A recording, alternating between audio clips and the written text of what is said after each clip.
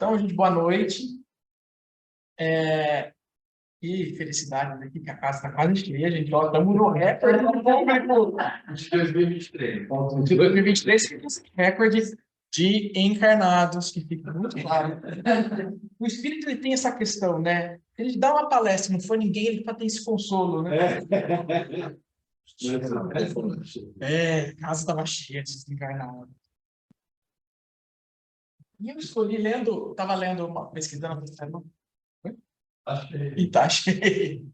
E pesquisando essa semana, eu me deparei com um livro que eu nunca tinha lido ele, o livro chamado Boa Nova, do poeta Humberto de Campos, um dos primeiros livros psicografados, né, pelo Chico, ainda, o Humberto de Campos foi o primeiro livro do Chico, foi o Parnaso de Além Túmulo, que é uma coletânea de poesias, e logo depois já veio o Brasil, Coração do Mundo, o Padre do Evangelho também, do Humberto de Campos, e o Boa Nova. E logo depois teve uma inquietação, né, um litígio com a família do Humberto de Campos, que processaram o Chico na época, e ele passou a assinar como um irmão X. Mas esse livro, ele narra passagem de Jesus e dos discípulos como se fosse um espectador. E alguns capítulos são deslumbrantes. E aí, um capítulo que fala inteiro de Maria de Magdala, e resolvi explorar mais, então achei um tema muito interessante para trazer aqui para a gente. O que é Maria de Magdala? Quem que foi essa pessoa? Talvez não, muito importante, e ainda bem que o Espiritismo traz muita coisa dela, porque o material é pouco. Magdala, na verdade, não era um sobrenome, não era... não era... ela, Magdala, era uma região. Então, não era comum nessa época que as pessoas tivessem nome e sobrenome. As pessoas eram chamadas pela região. Jesus Nazareno, porque vinha de Nazaré. E Maria, que vinha de Magdala. Magdala é uma cidade. Tem laser? Tem. Magdala está aqui. Esse aqui é o Mar da Galileia. É uma depressão profunda, quase que numa zona que é muito desértica. Se a gente for olhar aqui, ela está em Jerusalém, está em Israel hoje, tá? Mas muito próxima do Líbano, Beirute, Damasco. Então, nós temos quatro cidades muito importantes aqui para a nossa história. Nós vamos ver Magdala, está aqui, bem beira-mar, Tiberíades, Cafarnaum e Nazaré. Parece distante, mas não é muito não. Né? Se você for ver o tamanho de Israel, deve ser o tamanho do estado do Rio de Janeiro. Então, era uma região onde Jesus estava ali, era uma região próspera, e Magdala, por estar à beira do mar da Galileia, era quase como um oásis. Uma cidade portuária, uma cidade beira-praia, onde as pessoas iam para um clima ameno da região, porque é uma região toda desértica. Pelo clima ameno, as pessoas iam para lá para se refrescar, como se fosse uma questão de férias. Há notícias que Cleópatra foi para lá, por exemplo, para usufruir de férias. E lá vivia Maria. Maria, na época, era uma famosíssima cortesã. Famosíssima, uma das mais famosas da época, uma das mais lindas e deslumbrantes da época, vivia em um palácio, cortejada por todos os políticos famosos, todas as pessoas mais famosas e poderosas da região, e ela também era uma pessoa poderosa por causa disso, porque ela tinha acesso a tudo isso, tinha acesso ao luxo, à riqueza, tudo que o dinheiro podia proporcionar naquela época. Mas ela começou a sentir uma inquietação. No fundo, ela sabia que aquela vida de luxo, de conforto aparentemente, conforto aparente, na verdade, não era o que a alma dela precisava. Então ela começou a sentir uma inquietação. E ela ouviu falar de um tal de Jesus. Jesus que pregava para todos. E ela começou a perceber, então, que essa inquietação, esse vazio que tinha dentro dela, era algo maior. Era algo que ela precisava ir em busca de um divino que ela não conhecia. Com Jesus, ela compreendeu, então, esse vazio existencial. Que novo amor era aquele que era pregoado por pescadores assim tão singelos? Aqui é a cidade uma vista aqui da cidade de Magdala, na época do século XVII. Esse é o sítio arqueológico de Magdala, então existe lá. E essa era a vista. A vista deslumbrante do anúncio dela. Então ela começou a sentir a inquietude. Vou voltar aqui. Volta aqui, passarinho. E quem era então aquele que que pregava amor? E pregava amor a pescadores, a pessoas tão singelas. Era tudo de diferente que ela tinha visto até então. Naquela época, predominava muito o judaísmo naquela região. Que era, e tanto assim, na época, havia os fariseus que eram os segregados do judaísmo, porém mais que se achavam os donos da palavra, se achavam a linha dura do judaísmo, mas não tradição. Mas imagina para uma mulher. Já é, ainda hoje, segregado do judaísmo, naquela época era muito mais forte. Uma mulher que era cortesã, que tinha todas as atitudes, ela não era bem recebida. Ela não tinha religiosidade. E para ela, então, pouco importava. E depois que ela ouviu algumas palavras que diziam para ela que Jesus estava dizendo, ela começou a perceber que toda aquela música que ela escutava não era nada. A música não encontrava eco no seu íntimo. Esses enfeites, os palácios romanos se tornaram tristes. Então, tudo que ela tinha até então era um vazio, era nada. Então, ela pegou o barco e ficava lá em... Eita.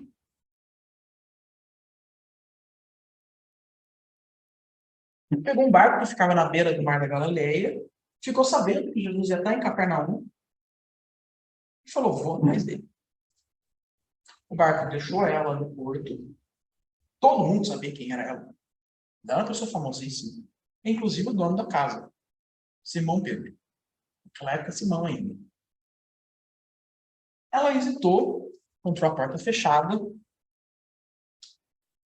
mas a apreensão, a angústia que vinha dela naquele momento, e uma sensação de que ali ela encontraria uma resposta, foi muito maior do que qualquer medo. Ela abriu a porta e encontrou Jesus ali sentado numa rocha. Ou como o próprio Humberto de Campos diz, a rocha dos séculos. Jesus. E ele, na hora que ela ouviu, ele já fez uma feição de que a conhecia, que estava esperando ela, e ela disse, mestre. Ou uma palavra, eu esqueci o nome da palavra, Rabuni, eu acho que é, em hebraico, que ela disse, tipo assim, mestrezinho. E ele como se estivesse esperando ela, e ela morrendo de medo, porque tudo que ela estava com medo é que ela fosse encontrar um espelho. Que todas aquelas angústias, aquela apreensão, aquela culpa que ela sentia por ter levado essa vida até então, fosse ser desnudado na frente dela uma enxurrada naquele momento. Esse era o grande receio dela. De que na hora que ela olhasse para Jesus, ela não aguentaria porque viria os próprios erros. Mas não foi isso que ela encontrou. Ela encontrou Jesus totalmente aberto e esperando ela para conversar. E elas virando para Jesus, começaram a conversar. E ela disse para Jesus: Jesus, vós sois um vidente, sabe de todos os meus pecados, sabe de tudo que eu tenho, de tudo que até então eu vim fazendo aqui, eu vim fazendo da minha vida, mas também saiba que é verdadeira a minha vontade de estar aqui. É verdadeiro o meu amor pelas suas palavras, é verdadeira a minha busca pelo verdadeiro amor. E Jesus disse para ela: tem que virar aqui. Ela: como você poderia, Jesus, me abençoar se eu sou tão pecadora, né, digamos assim? Acaso, Jesus disse para ela, poderias pensar que alguém no mundo estivesse condenado ao pecado eterno? Onde, então, o amor de nosso Pai? Essa frase é revolucionária. Isso é a essência da doutrina de Jesus. Ele trouxe a doutrina do amor, a doutrina do perdão. Não a doutrina da indulgência, não a doutrina do pecado eterno, da danação eterna. Ele trouxe a doutrina do amor. Deus ama. E Deus não está julgando. Acaso poderias pensar que alguém no mundo estivesse condenado ao pecado eterno? Isso já vai contra toda a doutrina que tinha antes. Sobre todas as falências e desventuras próprias do homem, as bênçãos paternais de Deus descem e chamam. Caminha agora, Maria, sob a sua luz, porque o amor cobre a multidão de pecados.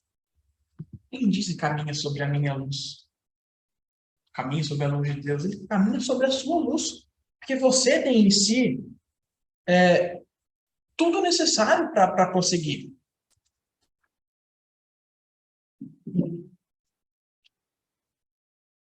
E ela diz ainda, ela questiona, fala, mas como? Eu então vou ter que me sacrificar? Ele fala, geralmente, o homem deseja ser bom como os outros. Ela diz, eu não sou como a maioria, eu não fui como a maioria. Eu levei uma vida totalmente equivocada, totalmente distinta do que a sociedade entende como um correto. E aí ele fala, geralmente, o homem deseja ser bom como os outros, ou honesto como os demais, olvidando que o caminho onde todos passam é fácil. É de fácil acesso e de marcha sem edificações. A virtude no mundo foi transformada na porta larga da conveniência própria. Era fácil seguir o caminho da porta larga e seguir como todo mundo, mas isso não significaria necessariamente abnegação.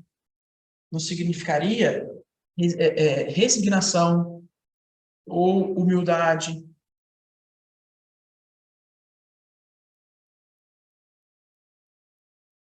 Jesus ainda diz, é fácil amar os outros. Há pessoas que amam os outros desde que eles sejam seus parentes. Há pessoas que amam deuses desde que lhes deem algo em troca. Então, com isso,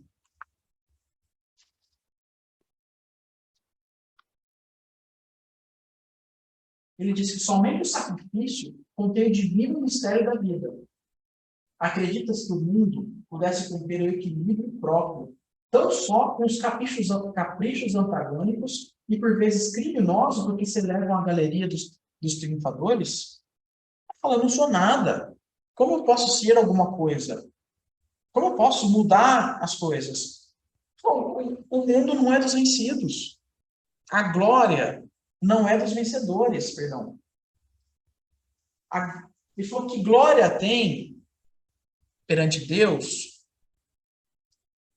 o soldado que se triunfa com louros na cabeça, mas que matou 1 milhão. Quem vai triunfar nesses? O silêncio dos mortos, as palavras de Jesus. O silêncio dos mortos que ficaram ali, que se tornaram mártires, que se tornaram exemplo, todos que ganharam e só triunfaram sobre o cadáver dos outros. Jesus traz um exemplo drástico, Mas trazendo, às vezes, para o nosso dia a dia, quantas vezes a gente acaba não triunfando sobre o erro alheio? Pisando, sapateando e ainda vibrando com o erro alheio. Sem se esquecer que talvez aquele que teoricamente tem errado, talvez esteja num passo evolutivo muito maior que a gente, porque aprendeu alguma coisa com aquilo.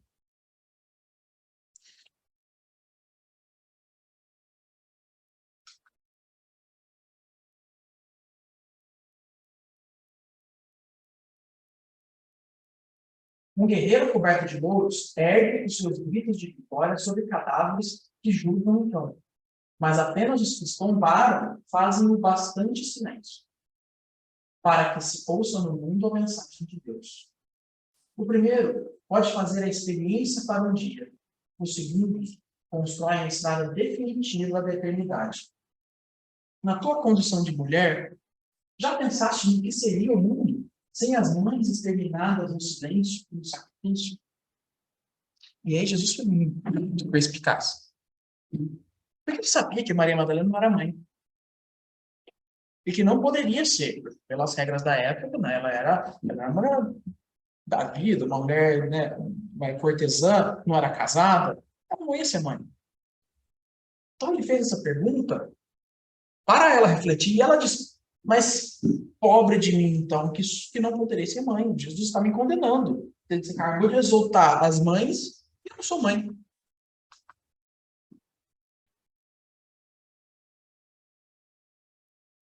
Ué. E qual das mães será maior aos olhos de Deus? A que se devotou somente aos filhos de sua carne, ou a que se consagrou pelo Espírito aos filhos de outras mães? E nisso, nesse momento, eu tocou fundo no coração da Maria. Nessa altura, todo mundo já percebeu que Maria de Magdala é Maria de Madalena. Então, é a tradução ocidental de Magdala. E ela saiu dali decidida a fazer alguma coisa. Nesse momento que Jesus termina de falar isso, passa Simão Pedro pelo quarto e sabia que era ela. E estranha aquela cena toda. E julga naquele momento. Ela percebe os olhos de Simão Pedro julgando ela. E ela vira para Jesus e fala, Jesus, e quando você não estiver mais aqui, do que nós seremos? Maria, segue o teu caminho, faça o teu caminho e confia nele. Que um dia nós nos reencontraremos. É fato que eu não estarei aqui, mas um dia nos reencontraremos. E ela saiu dali decidida a fazer alguma coisa. Voltou para casa e acabou com seus pertences. Foi a festa da cidade. Jogou tudo, as joias pela janela, jogou os vestidos pela janela, despojou tudo, doou todos os funcionários e saiu, em disparada. Naquele desespero que ela estava, naquele amor que ela tinha encontrado no mestre, ela descobriu que Jesus estaria em Naim, num banquete. Banquete na casa de Simão. Simão, o Zelote, que era o outro Simão. Né? Simão Pedro, apóstolo, virou São Pedro, Pedro apóstolo. Já Simão Zelote virou Simão mesmo. Permaneceu como Simão. E Simão, na época, ele não era uma pessoa rica. Ele era bem de posses. Eu tinha o costume de chamar todo mundo que fosse famoso, que passasse pela cidade, ele chamava para um banquete na casa dele. Chamava todos os amigos. Com isso, não é que ele vangloriava, ou exaltava, ou convidava. Mas ele usava do convidado para se vangloriar. Como se fosse um troféu. Como se fosse aquilo no zoológico, ele estivesse mostrando ali o troféu dele, o convidado famoso dele. E quando ele descobriu que tinha um pregador que estava passando por ali, ele não conhecia Jesus ainda, que estava passando por ali, estava ficando famoso, as pessoas estavam comentando dele, e falou, preciso trazer para minha casa. Convidou para um banquete,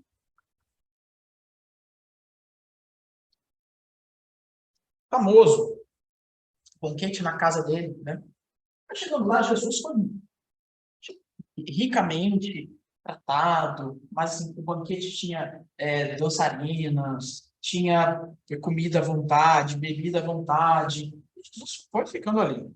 Jesus não fazia nada sem motivo, sabia de toda a lógica do que acontecia. Em certo momento, bate na porta e abre a porta Maria de Magdala. Abre a porta e caminha diretamente em direção a Jesus. Todo mundo sabia quem era ela. Todo mundo era famoso. Simão tentou interrompê-la, mas ela olhou tão fixamente para Simão, como se ela dissesse assim: como pode me julgar? Se você é um dos que pecam também lá comigo. Não, ele era cliente dela. Como pode? Então, nesse momento, ele recuou e deixou que ela fosse até Jesus e ela faz o famoso lava-pés de Jesus. Então, ela lava os pés de Jesus, colocam ali óleos de cheiro, né, tudo, e limpa com os seus cabelos os pés de Jesus. E enxuga. E Simão ficou revoltado, né? Ele fala: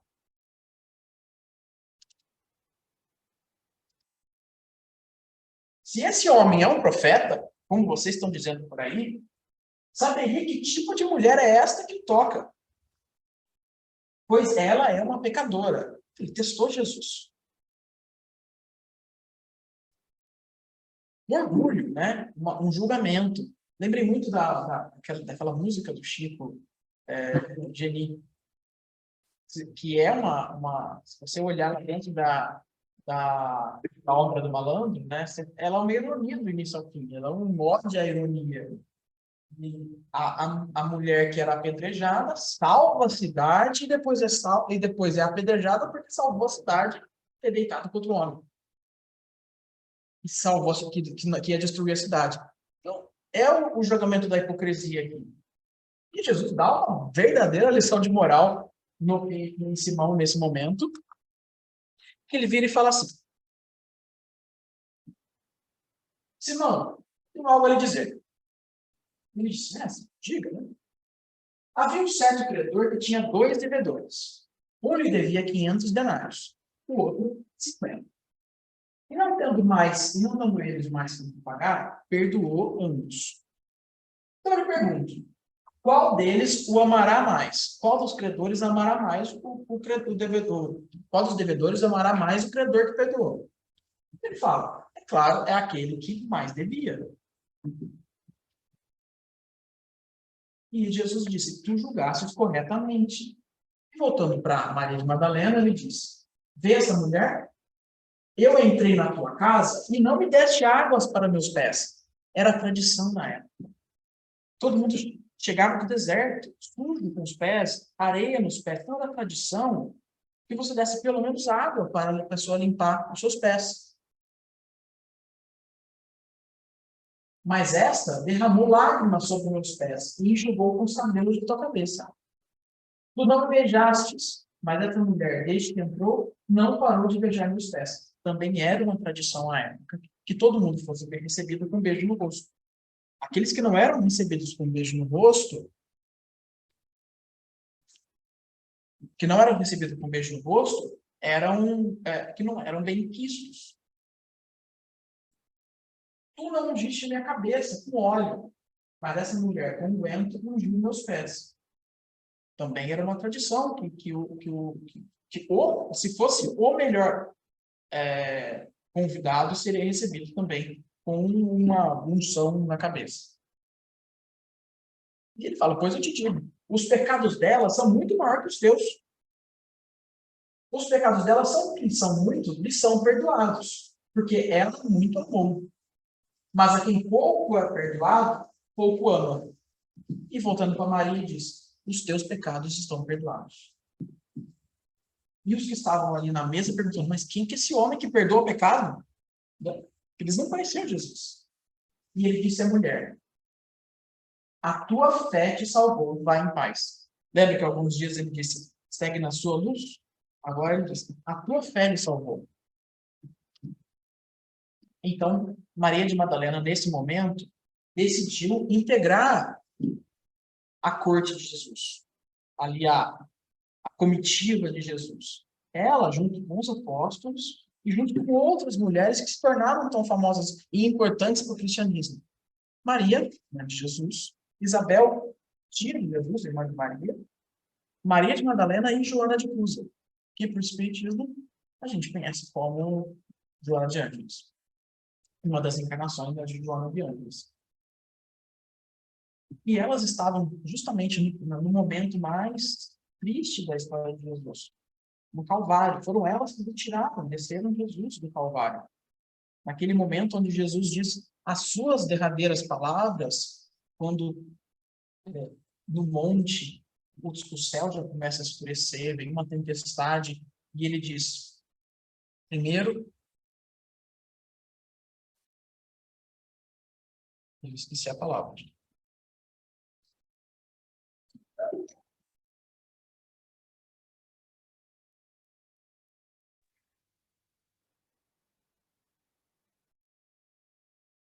Ele diz primeiro, tudo está consumado. É como se ele virasse para Deus e disse, Deus, completei a minha tarefa.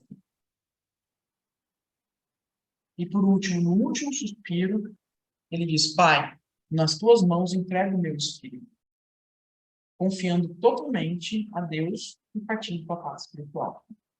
Elas estavam ali, Maria de Madalena estava ali nesse momento. Desesperados, logo depois da crucificação, todos os discípulos se reuniram. Voltaram para casa da última ceia, desesperados, porque eles achavam que naquele momento eles iam ser perseguidos e crucificados junto com Cristo. E afinal era o rumor que ia acontecer. Então eles ficaram ali, todos juntos por alguns dias. Até que uma pessoa, quem? Maria Madalena, resolveu voltar ao sepulcro de Jesus, para cumprir o que a lei da época falava que era digno de uma pessoa e que foi proibido a Jesus, e era o embalsamento do corpo. Ele, como criminoso, que foi julgado, e foi proibido de ter todas essas honras, né, que eram, para a época, era importante. Então ela foi, se arriscou contra a lei, chegando lá, cadê Jesus? Cadê o corpo de Jesus? Até que, em certo momento, alguém cutuca, né? Cutuca não, chama ela, e ela fala, e é um jardim ali, né? Um horto. O que você está fazendo? Cadê o corpo de Jesus? Você deveria estar aqui guardando ele. Você deveria estar aqui preocupado. Cadê? Você roubou ele, acusando. E ele, Maria. Aí, na hora que ela olha para ele, ela vê que é Jesus. E ela diz de novo, né? Mestre. O mestrezinho em aramaico. E ele diz, nesse momento, não me toque. Não porque ele não queria ser tocado, não porque a materialização do espírito fosse imperfeita, porque ele tinha acabado de voltar das últimas camadas do umbral. Porque a primeira coisa que Jesus fez, isso já na tradição espírita, né?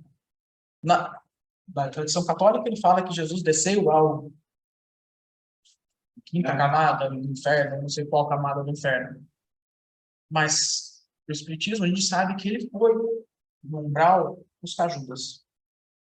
Ele sabia, logo depois que ele tinha sido crucificado, que Judas tinha sido cortado. E a primeira coisa que Jesus fez foi ir lá buscá-lo e ampará-lo. Então, e ele disse, não me toque, ainda não fui ao encontro de meu pai. Ou seja, ainda não estou com um perispírito totalmente limpo. Como que a gente faz aqui no passe, às vezes, né? Ele falou, olha, não, eu tive que ir lá, então mas eu tive que vir aqui agora, mas eu ainda não consegui limpar o meu perispírito. Então, não me toque neste momento. Maria vai correndo, Maria Madalena, vai correndo contar para os discípulos o que aconteceu. Jesus voltou. Mas o que acontece? Ela era pecadora. Ela era infame. E ela era mulher. Tomé levanta na hora e fala, Mentira. Eu não acredito em você. De todos aqui que Jesus poderia aparecer, de todos os discípulos, Jesus apareceria para você. Houve uma onda de incredulidade. Mas aí, Maria, mãe de Jesus, a sororidade é de mulher, né? Vira para ela e fala, eu acredito nela. Meu coração diz que ele voltou. E depois disso, segue-se os 3 dias que Jesus materializou para os discípulos, para a população, para Pedro na pescaria, para 2 andarem no deserto. Então, seguiu-se nesses 3 dias. Depois que Jesus, não seguido esses 3 dias, né, que Jesus voltou definitivamente para a pátria espiritual, ao menos aquela onda de apreensão que os discípulos estavam logo depois da crucificação, melhorou. Então, o ânimo deles, eles se encheram de ânimo e de alegria para propagar a boa nova. E aí começou a cada um ir para o seu canto. Alguns foram para a Grécia, outros foram para a parte da Turquia, outros foram para o Egito. Então, alguns ficaram ali também em Jerusalém, criaram a Casa do Caminho, por exemplo. E quando os 2 últimos derradeiros estavam saindo lá de Jerusalém, Maria falou assim, vou ficar sozinha. E ela implorou para os 2, Simão, me deixa contigo.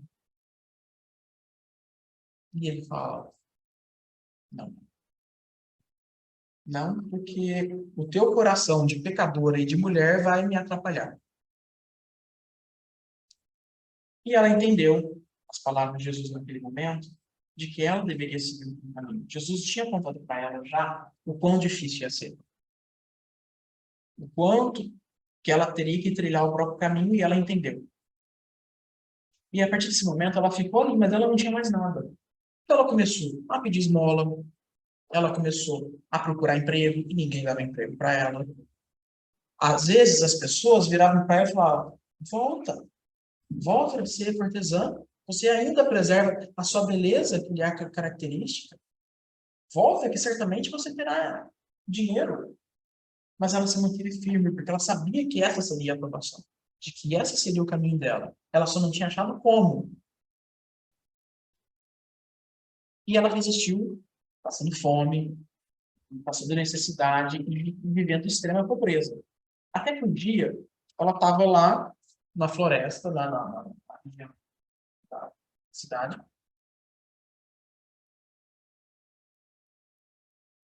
e ela começa a escutar um chocalho. Né, alguma coisa que fizesse barulho. Era a onda de leprosos que estavam andando, a multidão de leprosos que andavam. E eles andavam com chocalho, com sino, para avisar para as pessoas que estavam na região que saíssem, para que não ficassem perto, para não pegar lepra. Ela, naquele momento, hesitou. Eu vou correr, eu não vou. Eu vou sair daqui, eu não vou. E ela teve um momento de luz. Eu vou parar para escutar eles. E eles viraram para ela e disseram, olha, estamos aqui há alguns dias batendo de casa em casa, perguntando pelo Nazareno. Dizem que ele faz milagres. Dizem que ele cura as chagas do corpo e da alma. Nós estamos aqui desesperados, procurando e ninguém nos quer atender. Ela olha para eles e fala, vocês chegaram tarde. Infelizmente, Jesus foi assassinado dias atrás. Só que nesse momento, ela percebeu a acolhida que ela podia dar para essas pessoas. Ela, que tinha ficado ao lado de Jesus, escutado suas palestras, seus ensinamentos por tanto tempo, começou agora a passar para eles. E ela disse, não desanime. Porque Jesus mesmo disse que a verdadeira vida não é aqui. De que bem-aventurados os sofredores, porque deles será o reino dos céus. Imagina, para pessoas que eram condenadas à morte, que eram largadas para morrer, que ninguém dava o mínimo de atenção, alguém virar para eles e falar assim, não se preocupe que a coisa boa vai vir coisa boa, é uma esperança que encheu o coração deles de um júbilo que não poderia ser descrito. E ela se encontrou no meio deles. Embora ela percebeu que, embora ela tivesse um corpo perfeito, a alma dela continha chagas que ela precisava curar. E ela foi ficando com eles. Logo, as autoridades perceberam que perceberam o grupo de leprosos e expulsaram eles dali. E foram todos direcionados para um vale que ficava em Jerusalém, que era um isolado, tá, chamado Vale dos Imundos, que eram onde ficavam os leprosos. Ela não hesitou um minuto e foi com eles. Tinha milhares de pessoas nesse lugar. E aí ela começou a pregar. Ela começou a dizer as palavras do cristianismo, a pregar para essas pessoas as palavras de amor do Cristo. E eu me pergunto, mas para que pregar para pessoas que vão morrer daqui a pouco? Para que gastar tanto esforço e risco? Mas ela via muito além. Primeiro que ela via sem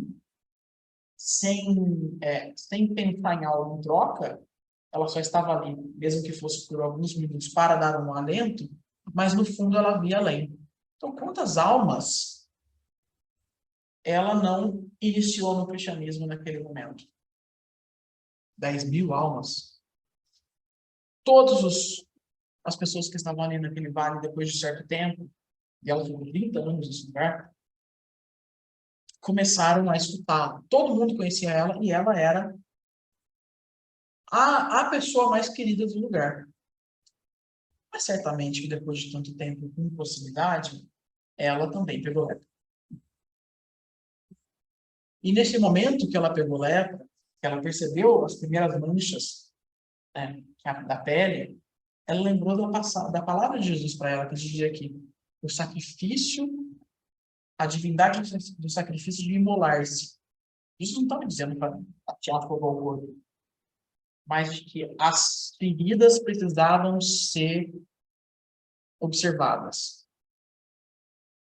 Mesmo as feridas precisavam ser curadas, porque tudo havia uma consequência. É a nossa lei de causa e efeito.